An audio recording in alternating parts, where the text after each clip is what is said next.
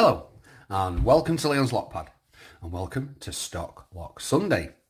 Now today's going to be a different video. I am not picking a lock, but we are doing a lock related thing. I have 3 Yales. Someone gave me the idea to do this. We have a vintage or retro Yale.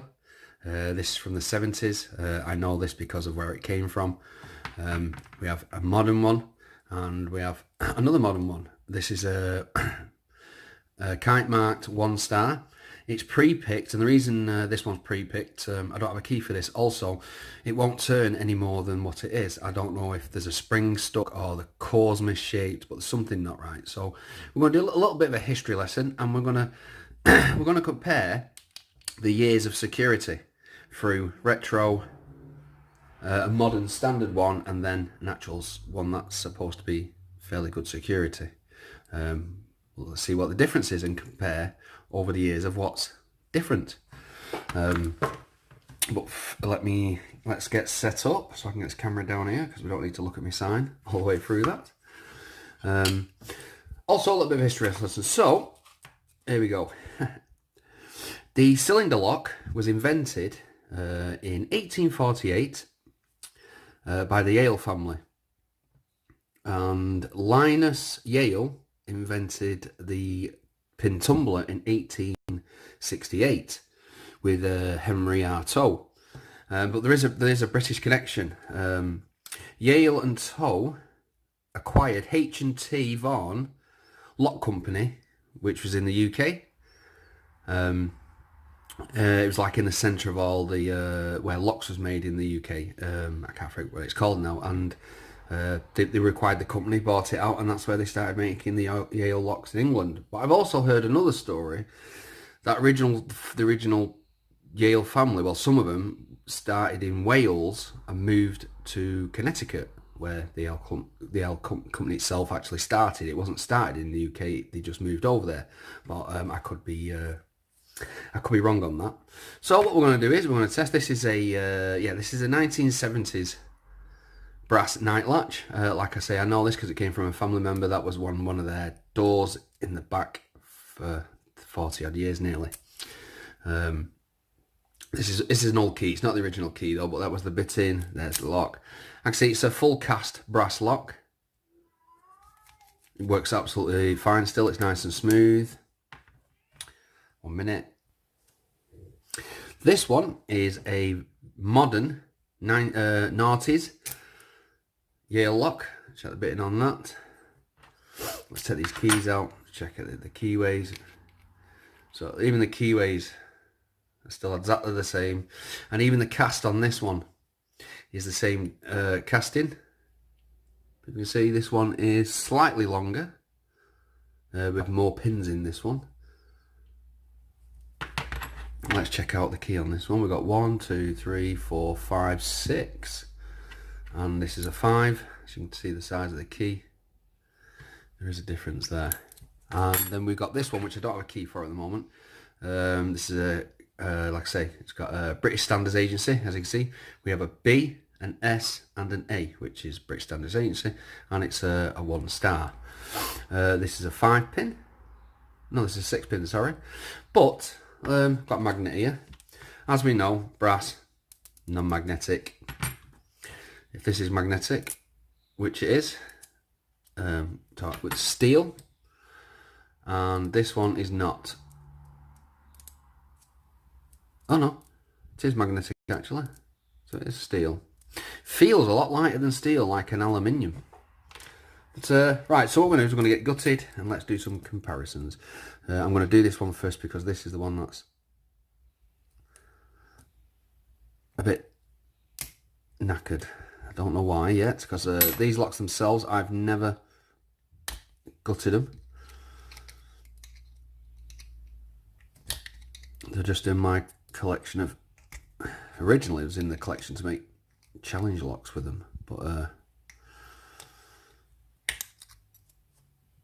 I'll stop making them now. Right, so we've got the back off that one. Let's get the back off this one.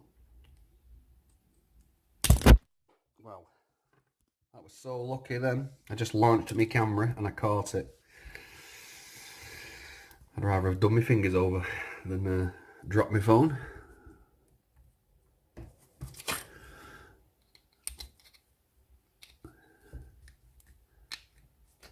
A bit more. Cool. There we go. We're off. Right, he's off, and let's get the brass one off.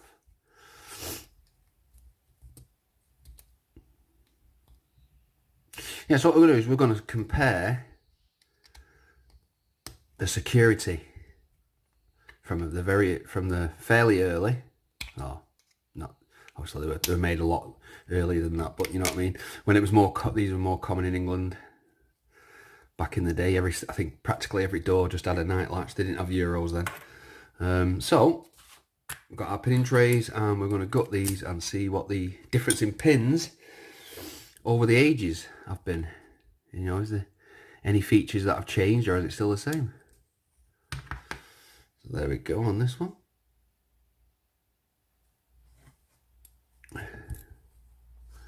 It's going to be all standard pins. We're just going to knock these straight out. These are really odd pins because they look like key pins upside down. Yeah, they are. They go both ways. That's a dodgy one. We'll put the core there. There we go. We're missing tweezers. There we are. Right. Let's see what we get. So we've got a standard in 1. We got a spool in 2. Standard in 3. A spool in 4. And a standard in 5. Now I'm going to dump all the springs over here because I know these springs are all the same. I'll just take one spring out to compare with the rest. We'll put it next to it there. So there we are. Hold on, my automatic.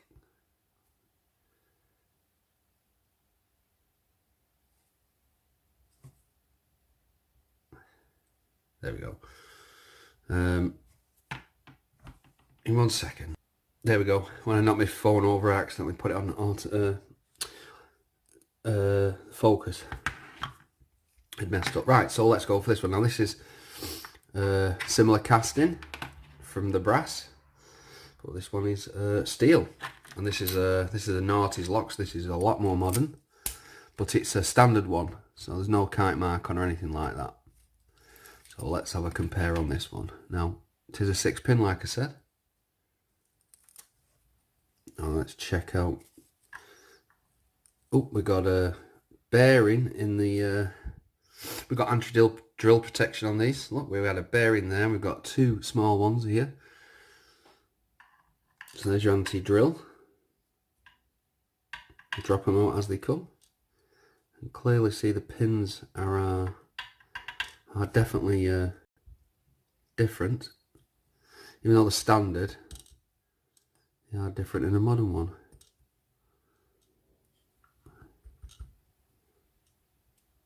Right, there's our core. Now you can tell, we'll look at differences cores once we get the rest of the pins out. Right, so, yep. Let's move them up here. So not completely covering the ones up. Right, so look what's inside here.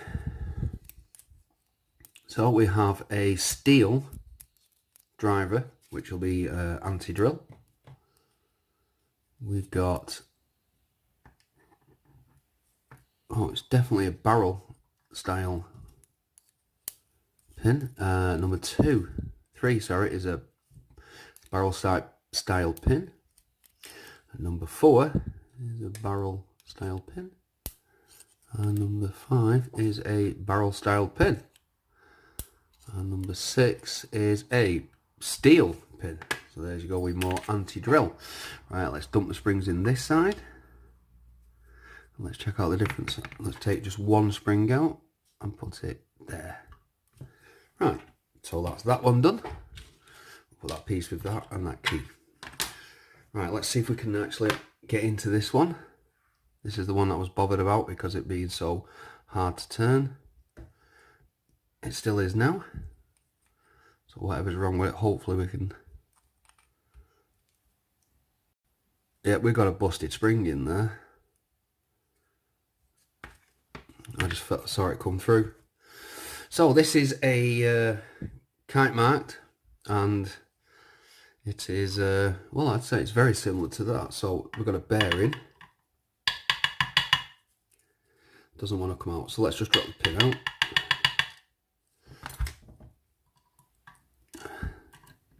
Bit gunky this one. So we have an anti-drill.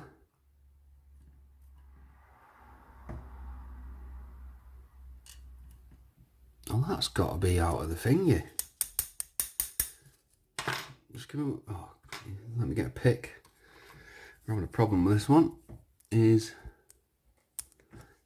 we go. So it's the drive that was stuck in there. So there's your key pin, and there's your driver. I don't know what's happened to this lock, but I think it's been put back together really weird and not right. So, right. Yep, all the drivers are in. All the drivers are in the core, which is really odd. It's like there's no pins in this lock. No springs except for one, which bound up because, in a second, there's another one. Yes, there's a bit of a spring. So, whoever put this together, or they just rushed it out and never put the springs back in it. Just very gunky for some reason at the moment. And that one is your... Let's get this last one out, and there we go. So we should have and this one is a 6-pin, so we should have a driver. We should have one driver left. Right, so there we've got a damaged spring.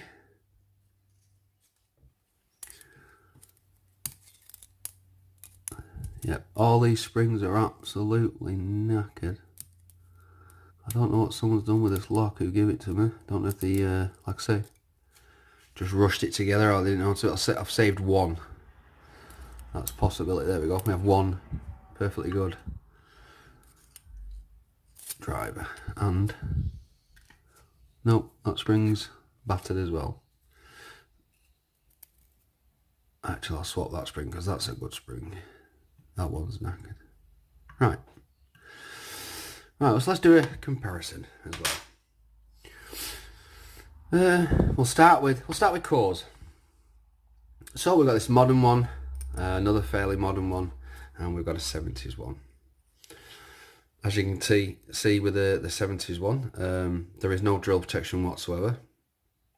It's a well-used lock, 5-pin. Generally 5-pin was bog standard for the locks around about that time. And they always seem to still work fine. Now these two modern ones, I'm quite surprised because besides the two little notches, they've got anti-drill protection on both of them. They've got the ball bearing, that one just refuses to come out at the moment. We do have a groove cut in this one along here, and this one we don't. But they're both 6-pin. What I don't get is when you grab these, this is kite marks 1 star, this isn't, but they have exactly the same protection. Actually, I'd say this one's tougher than that one. This one is a lot more heavier than this one. This really does feel like aluminium even though it doesn't. I think that one would be a little bit tougher to break into. Even this is supposed to be more security on this than there is on this one. Obviously compared to the original ones, which I still think look the best. But when you look at the cores themselves at the front with the little notches as well, they're exactly the same. But you can clearly see the difference over the years. of manufacturing. But this one being more supposedly more security than this one makes, but they're both exactly the same. I actually prefer this one, but like I say, out of them two, the cores are the same, the anti-drill the same. Let's check out their pins. So from the top, this is the kite mark one, which was damaged. So we have in it, Swami tweezers, we have a, I possibly think that's wrong anyway, I think that would have gone like that. We've got anti-drill protection, we've got barrel pins, drivers, sorry, barrel drivers, we've got 4 of them, and under anti-protection. Key pins look completely standard as you would see normally these days. The edges are slightly beveled just a little bit. Now in this one is exactly the same. We've got a anti-drill, we've got very clean knife. Funny enough, that one there is actually newer than this one, but these pins look so much fresher. So we've got barrel, another 4 barrels, and we have a steel anti-drill. Spring wise, top one is slightly longer, this one's slightly shorter. Now in the retro one, that ball bearing, that's part of your anti-drill. The ball bearing, sorry, the 70s one, which is this one. We have a standard driver. We have what you see would normally see as a standard spool, a standard driver, standard spool, standard driver, and a fairly standard spring. Nothing thingy about that. But these pins, look at these pins. Looks like you could fit these pins both ways, and they would still work. They just look like, no matter which way you put them in, a key pin, it looks the same both ways. But yeah, I found that quite interesting. Myself, I didn't really, pick loads of them, but, I never really paid attention enough. I just pick them and gut them and then, that's done. But to really have an in-depth nose at the type of lock there is and what's the difference in the years, it is quite cool, really. So we got retro, modern, highest security, and modern. But I think that these two insides are exactly the same. They even both have this. But yeah, I hope you enjoyed the video. I hope a little bit of a history lesson as well. Please don't quote me on the absolute facts. I got these off Google like you do, and Reddit. Hopefully it was correct. But yeah, hopefully next time we're going to find some other locks to do the same with, maybe some Euros or some. Obviously I've got American padlocks here with from all different ages. I've just got to get them in the right way, and then we can do a comparison with them. But yeah, well, thank you very much for watching. Please subscribe. Don't forget to comment. Bye.